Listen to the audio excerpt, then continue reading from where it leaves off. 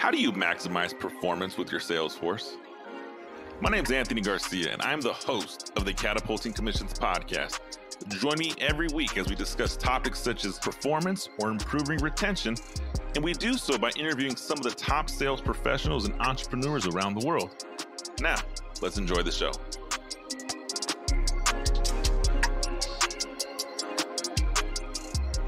All right, Catapulting Commissions family, excited to have you back this Wednesday. Our guest today comes from the international space. Again, as you know, we've had a run of guests from around the world on the Catapulting Commission show, and today is no different. My guest today comes from Grand Forks, British Columbia. A little bit about Jenna Faye Madden. She is an international speaker, a podcast host, retreat facilitator, contributor to the Forbes Coaches Council, and she is the CEO of Soul Meets Strategy and the New Earth Leadership Movement. She specializes in conscious leadership and business to help entrepreneurs to activate deeper levels of leadership while amplifying their business profitability. Jenna first got involved in the coaching industry in 2014 after being introduced in a network meeting. After building up her first business, she eventually transitioned out of her corporate position where she held a role of HR manager. She dove in headfirst in 2016 to entrepreneurship, where she expanded her skills and certifications with personal training, NLP practitioner, coaching, and a Reiki master teacher, and more. Since then, Jenna has gone further to build multiple six-figure companies, traveling the world with her husband while serving hundreds of conscious leaders on their business growth. Now, I'm really excited today because one of the things that Jenna discusses is how to excel in sales in a digital world, in an online world. As you know, the Catapulting Commission show is designed to teach you how to raise your commissions immediately. Jenna, welcome to the Catapulting Commission show. Thanks so much for having me here. It's always awesome to hear your own introduction. And I just am so excited to contribute to this amazing podcast that you've created and jam out with you about sales, because if sales don't have business and they're not making cash flow, it's hard to really make an impact with the work that they're doing. Absolutely. So let's talk a little bit. Soul Meets Strategy, right? That's the name of your company. Tell me a little bit about what Soul Meets Strategy is. And one, I love the title, by the way, and we'll talk a little bit about how that came to be as well. Yeah, thanks so much. I give the credit of the name to my husband. He's the best with naming companies and taglines and all of that. So he came up with the company name, and really the movement, the purpose, the intention behind our company is, like you said in the intro, is to help conscious entrepreneurs, meaning entrepreneurs who have gifts, they have skills, they really want to make an impact with their work that they do, and also make a bigger shift in humanity because of the work that they're doing. And we're really passionate about that, especially with where we're at in humanity right now. And with Soul Meets Strategy, it's basically merging soul and purpose and intention and mission and impact, like that side of business, with the actual strategy and the structures and the systems, including things like sales, that it takes in order to have an actual profitable business. Because I got really passionate seeing that there was a lot of gifted people that weren't making any money. And there was a lot of people who didn't really give a crap about the work that they do that were making a lot of money. So when we can put those things together, that's where I think the real sweet spot is in the industry, especially with all the changes that are happening in the economy right now. Absolutely. I definitely think that component of sales, and you said earlier, or you just said, I'm sorry, that there's a lot of people who are really talented and successful, but aren't making that money, or their sales doesn't match where they want it to be. So I think that your mission here is fantastic. In the world of sales and in your platform, which is a digital platform, how does somebody establish sales leadership when it comes to online sales, or how does someone create that command or that respect of being an online sales leader? Awesome question. I truly believe the foundation for good sales leadership and actually creating conversions and sales as a result of that is 100% connected to being willing to stop making it about you. Like most people aren't, quite frankly, making the money that they want to make because they're either terrified of getting uncomfortable themselves, or they're terrified of making somebody else uncomfortable. And in my opinion, it's our job as leaders to make people uncomfortable in a really congruent, heart-centered way, of course, not from, fear-based bro marketing by any means, but to come back into a place of love. Because regardless if somebody is selling a product, if they're selling a coaching package, whatever it is that someone's selling, it should be connected to some level of transformation because that's what people are buying. They want to feel good, they want to improve, they want to increase their status. And if we're making it all about us and whether or not are we going to close the sale, are they going to be offended that we ask them a question, this and that, ultimately that just results in a pretty low conversion rate, and people can feel that, and eventually they'll just end up going with the person who did go there with them, who did help them to basically, in my mind, take off all the band-aids and the micro solutions that they've told themselves are fine. But the reality is, like, they're getting on a sales call or in the DMs, whatever it is, because they have a problem they want to solve that they haven't solved yet. And if you can't actually help them unpack that, it's very hard, especially with what's shifting and people are really focusing more on buying what I would think to be essential versus nice to have. It's really important that people are connected to what's in it for them. Like, how is this actually going to work for them? Is it going to transform things for them? So obviously I could go on about that all day, but hopefully that is a good first response to start with. No, I think that's great. I think one of the statements you made in the beginning, you talked about stop making it about you. And in leadership, whether it's online leadership or personal leadership or sales leadership, it's never about the leader. It's about the impact. It's about the people you serve. And so I find that great that you say in that digital space, it's not about you. It's about who your audience is and who you serve. Now, to piggyback on that, you talked about people want a transformation. So, how do you walk your clients through that step of transformation? So, someone comes and says, I'm struggling in my sales world, or my revenue's not where I need it to be. They know they have a problem, right? But I think if I was your client today, Jenna, and you're like, hey, Anthony, here's your problem, right? That'd be great. How are we going to get there? So, how do you identify that transformation, and how do you get someone to believe in self that that transformation is possible? Awesome question. And that's the big thing is people almost have to feel it's like a mix between feeling that they came to this level of awareness themselves and they have clarity on this, but also still seeing the person, the leader on the other line of the phone or in the DMs as or across the table from them as being able to be credible and be an authority. And I have found in my experience and walking lots of clients through this that it's about the idea that you're not selling a package or a program or a product. You are selling the transformation. And basically, that comes down to enrolling them in their vision because they don't care about the how. They don't care if it's a diet versus a personal training program versus this versus that. Let's say if it's weight loss, they just want to get to the end result. And I think as leaders in the sales space, we're basically driving a vehicle and we're saying, hey, hop in the passenger seat with me. Let's drive together and go to your destination. And basically, what you're doing is showing them here's a path. We're going to get to where you want to go. I understand where you're at right now, which makes them feel seen and heard. It makes them trust you. That when you explain in really layman's terms, this is a big thing when it comes to sales. Just a side tip is don't go into the logistics and confuse the crap out of your people. Just give them a little bit of, hey, here's the three key things, we are going to do, or these are the top things that we're going to address. Like, so they understand what you guys are doing together. They understand you understand what needs to be done, but really it's focused very much on the destination, so to speak. If you're hopping in the car and saying, let's drive across the country, we're headed to Miami because that's where the party is. That's really what you're selling them, is to hop in the vehicle with you. I like that. So you're selling the journey, right? You're selling here's where we're going to get there, and here's what the destination looks like. So by presenting it that way, I think you make it really simple.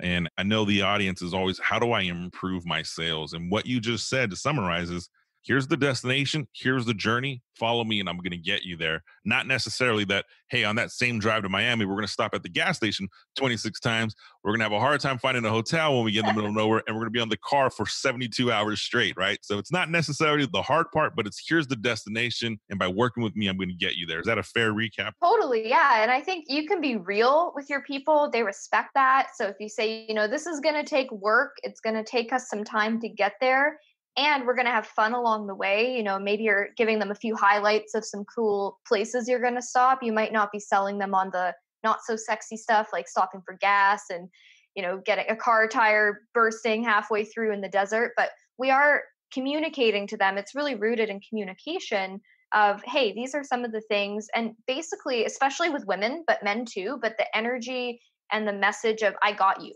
Like, you're not doing this alone.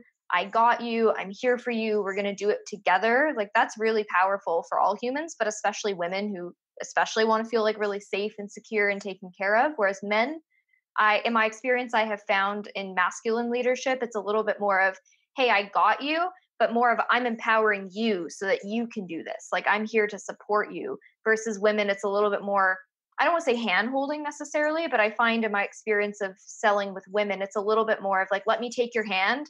We're going to walk through this step by step together. Whereas men, I find, like to be a little bit empowered of like, hey, like sometimes I'll let you take the steering wheel when we're on our road trip together across the country. And obviously, that's a general statement. It depends on the client and the prospect and what's their energy like. But just as a general statement, that's something I have definitely noticed a trend in the industry of just male versus female energies, regardless of gender, of just how they respond, I guess you could say, on a sales conversation of being led and what kind of leadership they're looking for in a sales conversation. Absolutely. I think that is very applicable, especially in the world of sales, right? And if we were to go further, and I haven't completely tackled this, but it is a project I'm working on in the future, is how to sell to different workforces, right? How do I sell to a millennial? How do I sell to a Gen X? How do I sell to a baby boomer? Because that all falls into different categories. And then you go to male versus female, then you can go by industry. I mean, the ability to be a chameleon like sales professional is such a valuable skill. So I'm glad you're mentioning that in that online space. Now, if someone is hearing this right now and they're in sales, right? And so they're trying to sell whatever their product or services, and they realize, hey, I'm not getting the results I want to get right now. I'm at a hard point. This has been a really rough year. I need to do like a hard pivot, a hard reboot. What type of leadership advice would you share, or how would you coach that person to re-engage and create a strategic plan that helps them hit their metrics? If it were me, or if I was advising a client around this and they needed to pivot or they're not where they want to be with their sales, the first thing I would suggest for them is to make sure that they're actually clear and feeling aligned with whatever it is that they're selling. Because if you feel off about it, nobody's going to want to buy it because they're going to sense that. So that's the first thing, like whether you need to change your offers or your product or your program, the pricing, like just making sure you feel really congruent with what you're actually out there making offers on. Second part of that is making sure the actual message is landing and that it's to the right people. Because if you're selling to moms, but you're not actually interested in working with moms, then same thing. You might be not seeing the conversion that you're looking for because the message isn't landing or you're not excited about it. So just checking back in and evaluating, who's this really for? Am I excited to be connecting with them? And if it's that, yeah, you are excited, but maybe the message isn't landing or there's some sort of disconnect, I have found the best thing somebody can do is to actually talk to people, like get on the phone with your ideal clients, whether that's on a connection call, virtual coffee chat, in the DMs. And you don't have to be weird about it and turn it into a sales call. And you don't have to send out 200 marketing looking for research on your ideal person. Literally just get a pulse on your community, get on the phone with them, just check in with them. How are they doing? How are they navigating through all this? Where are they at? How can you serve them? Through osmosis, naturally some people will want to hear more, and you can end up actually booking a lot of sales calls just from talking to your people. But on top of that, that's like market research, that's people to follow up in the future, and it's really going to help solidify your sales strategy of what do you need to change, because it could be anything from your message to the pricing. And just by actually talking to your people, you can make sure that you're checking a lot of those boxes off. And that's something I see disconnect in the industry a lot, where people are trying to guess and assume, or things have really shifted and they haven't checked back in with their community. And that leads to a whole plethora of issues in sales. So I like what you're saying there, right? I mean, you want to talk to your people. That market research, that engagement with your prospects and your customers is definitely going to help create a roadmap, right? So we want a strategic roadmap to get results. But if I can challenge you a little bit here, what is it that gets people over a state of complacency? So you find that, and this goes for sales professionals to entrepreneurs, anybody who has to drive and generate revenue for their livelihood, everyone hits this plateau of complacency. And so typically that area of complacency is, I know I can perform, I can do a little bit better, but I'm kind of stuck at average right now. And, I can't break that wall, or I can't find that motivation to want to do better, because they're not in desperation mode yet, right? It's not like the lights are being turned off at home, but they're also not bringing in the 6 or 7 figures that they want to. How do you get somebody over that hump? Can I bring a little bit of woo into this conversation? I love some woo. Okay. How I would approach this, because I love the strategy side, but I also feel like that's the soul of Soul Meet Strategy, is a little bit of the woo side. And this very much, I feel, connects into what I call as somebody's money set point.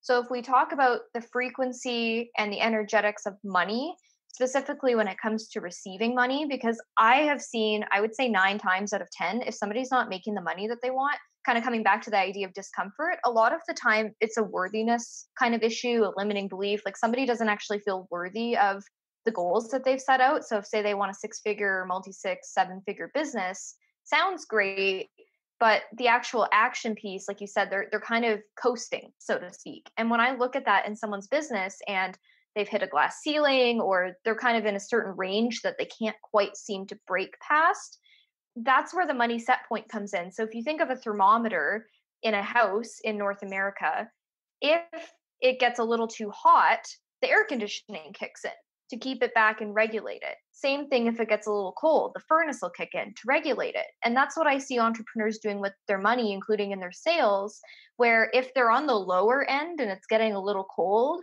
basically their hustle kicks in and they're like, oh crap, I better make some offers, some sales, like get into action so I get myself to my baseline, whether that's 5K a month or 10K, like kind of whatever their comfort zone is. But same thing, if people kind of surpass that and they have a really awesome launch or a really awesome sales month and they exceed maybe that 10K, let's say that they kind of float in and around and coast in, and they have a 15K or a 20K sales month or launch or whatever it is, a lot of people take their foot off the gas pedal, so to speak, and they're like, okay, that was really awesome. I'm going to take a week off and celebrate, or this is totally going to happen with ease next month. And they don't strategically think about how to keep the momentum going. So that could be as simple as taking a look at your sales metrics and your KPIs and making sure you duplicate what you just did that allowed you to surpass this quote unquote glass ceiling. And so this money set point, money energetic side of things is something I think is one of the biggest things, like behind the scenes of people hitting sales resistance or hitting income glass ceilings, where they're not really actually in a growth phase because they don't actually feel worthy of it. And they kind of just keep themselves in this comfort zone of earning because they don't even know what they would do with more money. They have a fear of success, more responsibility. Like there's always so much more under it. But I do feel like that's where people keep themselves from getting to their next level of revenue more times than not. So let me know if that makes any sense. I know that's going a little more into the woo, but it's definitely something I think is very real. No, I think it's huge. I have no problem going into the woo. One of the concepts in the Catapulting Commissions book is you have to have the mental approach first before any tactical, any strategy, any, hey, I'm going to pick up the phone and make phone calls, or I'm going to send blast emails. Mentally, you have to be prepared for that journey. So I think right along going with the woo, it fits right into that same category. Absolutely. Yeah, they're all interconnected, both the strategy side and the mindset side, because you can have the best strategies for sales, for your business in the world, and they might work really well for somebody else, or maybe they were working from you, but you hit resistance. And I always say when we hit resistance, we do more of what we know. So if you hit resistance in sales and all of a sudden, let's say you've had a low income month, you feel some lack, some scarcity, you want to make more offers, hit your goals, and then you hit resistance to that, most people do more of what they know. So for some people, that might be filling their day with busy work and avoiding sales. For some people, it might be hiding out and they actually just avoid working at all. For other people, it's forcing stuff and it just doesn't feel good. So therefore, they're not making more sales. But if we can pinpoint where we're having those kinds of patterns, including in our sales, that can help us to have the awareness to choose differently and choose a different way of doing things, whether it's support and learning a new way of sales, if it's reading a book, listening to a podcast like this, like that can help break us out of these cycles that we kind of place ourselves in order to stay in the same level of comfort, so to speak. Absolutely. I think that level of comfortness that people sit at without the help of a coach or without a aha or enlightened moment, people could spend their whole life in that level of complacency, never knowing that they can achieve so much more. What are your thoughts on that? Yeah, absolutely. And we just stay in this zone of competence, as I like to think of it. And this is where I truly believe the learning and the leadership growth when it comes to business, entrepreneurship, sales, it truly never stops. I remember when I got to my first 5-figure month, I had to go through a whole bunch of growing pains. I had a whole bunch of things come up for me. Same thing when we had our first 5-figure launch, when we had new team members come on, when I raised my prices. Like it never really goes away, to be honest. I think it's like a muscle where we get stronger at flexing it, we get faster at navigating through the things that come up, and we get, I think, more clear on being able to sniff out our own bullshit. I hope I can swear on this. Dude, all good. Where we just start to have, it's basically a mirror, like any sales objection is an example that you're not overcoming. If you keep hitting it over and over and over with people, I think you haven't overcome that within yourself, because then you sympathize with people. So if people give you a time objection that they can't do this thing or they don't have time to use the product, time this and that, chances are, if you keep hitting that and you can't navigate through that with them, it's because you're really busy and you give yourself a time excuse all the time. So then they give you that and you're like, oh, I totally understand. And you don't know how to take them further than you've taken yourself. And this is where I love talking and training on the idea that your business is your mirror, because it's going to show you any of your stuff, any of your gaps that you're bringing into your sales conversations. I have listened to sales training books, podcasts, seminar speakers for nearly 20 years. And what you just described right now about objections is probably one of the most profound descriptions I've heard. That if you're continuously hitting an objection, it's probably because you don't believe it in yourself or you see it in yourself. I'm going to have to go back on the tape here and listen to that one more time. But that is so, so impactful. I mean, it makes me think about my own business and the own objections that come in. And are those objections that I'm dealing with in life? And that I haven't been able to overcome. So that's why I empathize with somebody and allow that objection to halt my sales process. Thanks. I'm so glad that landed, because when I had that awareness, it honestly changed everything in our business. And I went from like 10K a month to 30 to 50K a month. And it was like a whole breakthrough between looking at money set point and realizing, okay, I needed to stretch my capacity, so to speak, and really start acting as though I was creating that amount of money, really working on my worthiness of receiving that, connecting it back to the mission of why I do what I do, not making it about the money, and then pairing that with actually taking a look at what am I growing through in my business right now. I don't think it's necessarily, I'm not a huge fan of the concept, be the client you want to attract. I think in some ways, yes. And I think sometimes we're going through different seasons in our life. So as an example, if you're not in a high ticket mastermind at this exact moment in time, does that mean you can't sell one? I don't think necessarily, but I do think that if you're not getting the support that you need, if that's the season you're in, that's going to mirror back to you in your business. If you're not making big and bold decisions, it's hard to ask other people to make big, bold decisions. Like all of that stuff connects back. You are preaching to the choir. I dig everything that you're saying, and it's definitely landing. So, it's something that I personally at times think about, those high ticket masterminds, and I know what I'm engaged in and I know where my business is going towards the future. So it's always like, how can I, mentally prepare myself for the objections that are going to come? And I like, man, that was really good. I definitely am going to make sure that we mention that in the show notes below. If you're listening to this on iTunes, Spotify, or on the website, click the show notes, and you can definitely, we will ensure to implement that quote and that statement from Jenna. Hey, I wanted to take a quick minute and interrupt this episode for a second. I hope you're enjoying what you've heard thus far. Are you a sales professional, or do you manage a team of sales professionals? I imagine you know someone who struggles with complacency. I'm talking about the sales rep who has all the tools to be a top performer, but just can't seem to get past the mental hurdle that is holding them back. I completely understand, and I relate with you. That is why I've created a detailed approach on how to get out of this stage of complacency and put yourself in position to achieve your next sales goal. Be sure to visit my website, catapultingcommissions.com. Once there, you can find the link to pick up a copy of my international best-selling book, Catapulting Commissions. Now, let's get back to our show. Now, Jenna, let's talk a little bit here about the soulmate strategy, new work leadership, things that you're engaged in, what your business is doing. I can't help but notice you have a soulmate strategy series where you are essentially a business upgrade or a leadership upgrade for entrepreneurs who want to grow their business. Right? You just mentioned that your business was at 10 grand, 30 grand, 50 grand, and how it's growing. What is the Soulful Business Upgrade series, and how does someone find out about it? Yeah, thank you so much for asking. The Soulful Business Series is a training that I co hosted with my husband, Spence, where when all of this stuff started shifting in the economy, because in total transparency, I've been talking about sustainable business growth for years. It just wasn't really sexy until recently, where people started to prioritize stability and security and kind of shifted a little bit away with what I was seeing in the industry, where it was all just about freedom and luxury. And now people are definitely still wanting freedom and valuing that, but they want to have an actual solid foundation in their business and see sustainable growth. And so Spencer and I basically unpacked and created a really simple training series to help people with some of the core areas that we feel need to be upgraded. Sales leadership being one of them. Business model and like your actual offers and being able to serve different levels as an example of another, where if people keep it simple, that's an acronym I love, is KISS, and not keep it simple stupid, but keep it strategically simple in the business. That's going to allow people to have the foundation, have the cash flow that they want.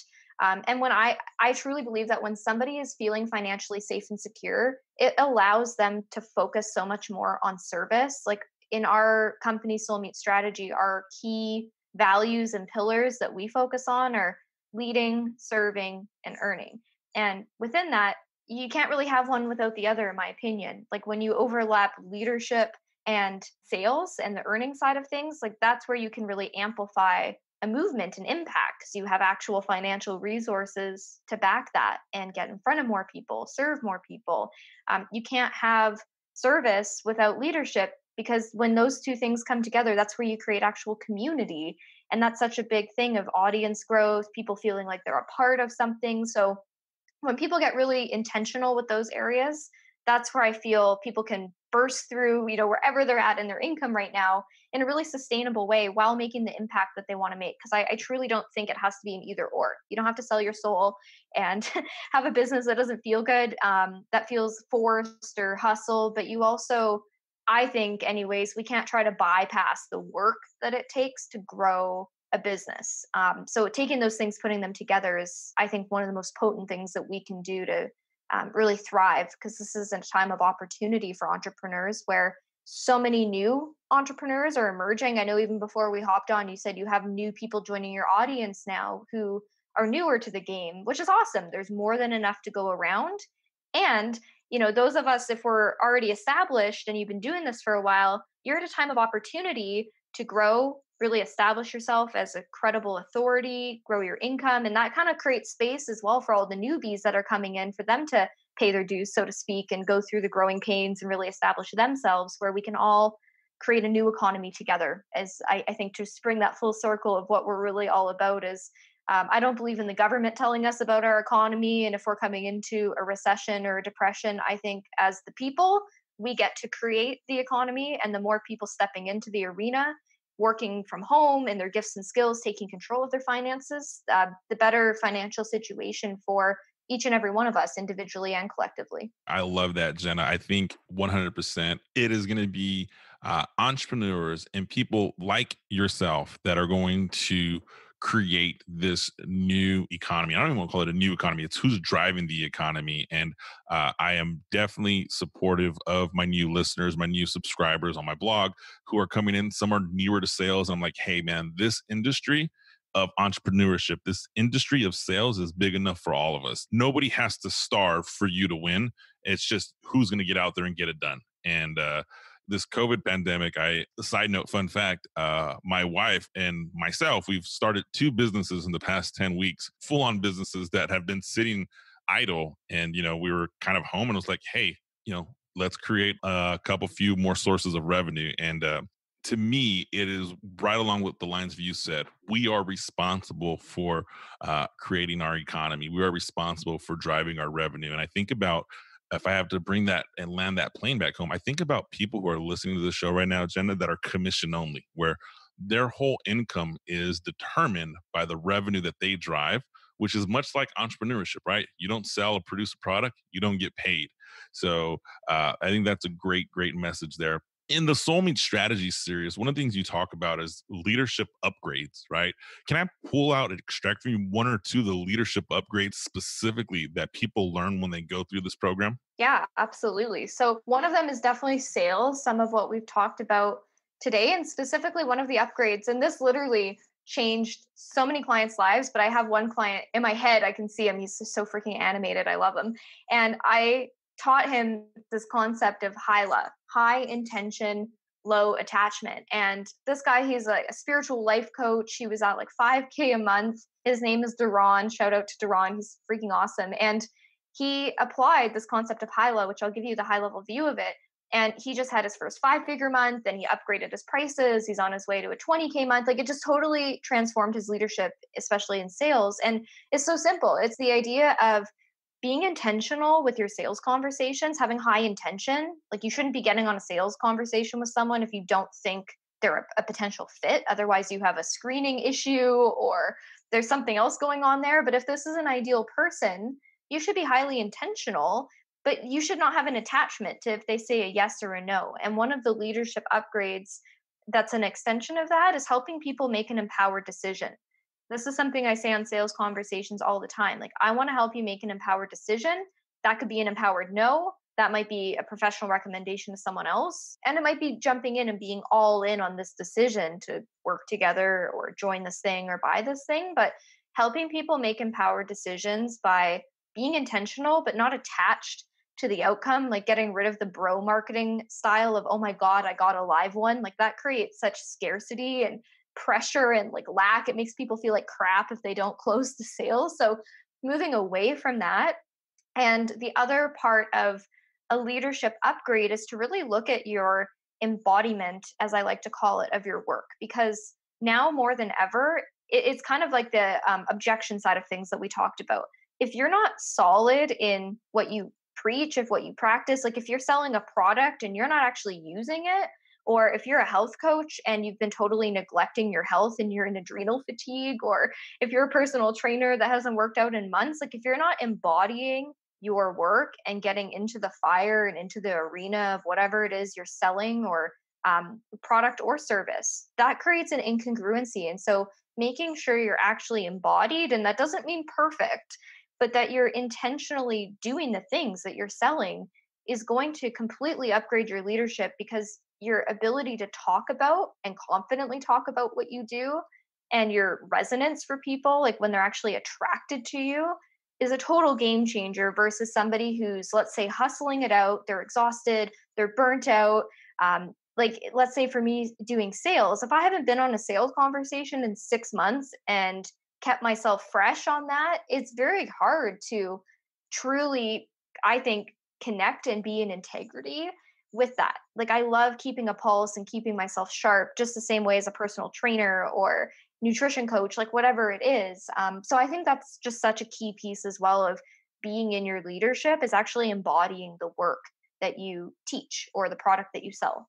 Man, that is one upgrade that I think everybody needed to hear. I love that. High intention, low attachment. I mean, it's creating your customers to make empowered decisions. I truly believe, right? There's in sales, right? In catapults and commissions, and everyone's heard it, ABC, always be closing, always be closing. And one of the concepts that I work with people who've retained me is we're going to be ABH. We're always be helping. Right. Because closing, we're a sales professional. You know what I'm here for. Like, it's not a secret on this sales call or this sales appointment that my goal is to try to sell you my product, my service, etc. But what you may not be expecting is I'm going to help solve so many issues and create so much enlightenment that I'm going to give you all the tools you need to make the best educated decision, whether that's with me, not with me, a competitor, etc. As long as I know as I helped you to the best of my ability, closing naturally comes right after that. That's great. All right, Jenna, as we land this thing and we finish this episode today, I was looking over the Instagram. You talked about there's a post on your Instagram, and we're going to definitely have that in the show notes as well. Transformational times call for transformational thinking. And everything we discuss today is going to challenge the way somebody thinks, whether you're a sales leader, whether you're an entrepreneur, or you're a sales entrepreneur, real estate agent, insurance agent, somebody in that category where you're 100% on commission. If some of our listeners wants to say, hey, I want to learn more about the Soulmate Strategy Program, or I want to learn more about my leadership and sales leadership, how does someone connect with you? Yeah, absolutely. Thank you for asking and giving me the opportunity to share. I'm sure those of you listening have got the vibe that I'm very much about relationships and human to human connection. So if you vibe with what we've talked about and you want to follow some of the resources and things that I share, a couple of key places to follow along is Instagram. Handle is New Earth Leadership. And if you do follow us, send me a message so then I can follow you back. Would love to follow your journey. I'm on Facebook, Jenna Faye Madden. I spend a lot of time there, and specifically on Facebook on my community. New Earth Leadership is a Facebook group. That's where I do most of our free trainings, resources, guest experts, all that kind of good stuff happens in that community. And those, I would say, are the top places in which I hang out online. Fantastic. And Catapulting Commissions family, we are going to have all those links in the show notes. To wrap this up, Jenna Faye, Soulmate Strategy, New Earth Leadership, she is going to wire the most important part of your sales career, which if you've been following the content, you've been following my message, it is 100%. You mentally have to be prepared for the sales and entrepreneur journey before any strategy is ever going to be effective. And Jenna's definitely going to be able to help you with that. Jenna, I want to say thank you for your time coming to us all the way from the near the deserts of Canada, which I didn't know existed until about a few minutes ago. So fun fact, learned something new today. Jenna, hopefully everything's going well with you and your husband, and you guys are staying safe during this COVID pandemic. Thank you for joining the show today. I will be sure to link all your notes, and we wish you the best in the future. Awesome, Anthony. Thank you so much for having me on here. I can't wait to share this episode. And those of you for tuning in, thanks for joining us for this episode. And yeah, thank you, Anthony, for everything you're doing. This is a really potent and powerful podcast with some incredibly valuable information. I checked out some of the other episodes. So if you guys haven't binged them all, make sure you do. Fantastic, Jenna. Thank you.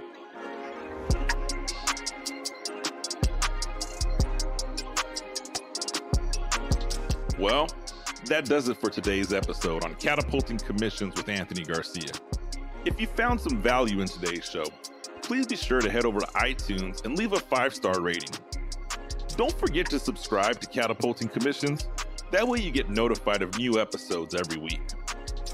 Lastly, please take a screenshot of today's show and share it on Instagram. Every week, I'll be giving away a signed copy of my best-selling book to one person who tags me at Anthony P. Garcia 99 and includes the hashtag Catapulting Commissions. Thank you for your time, and I look forward to helping you achieve higher commissions.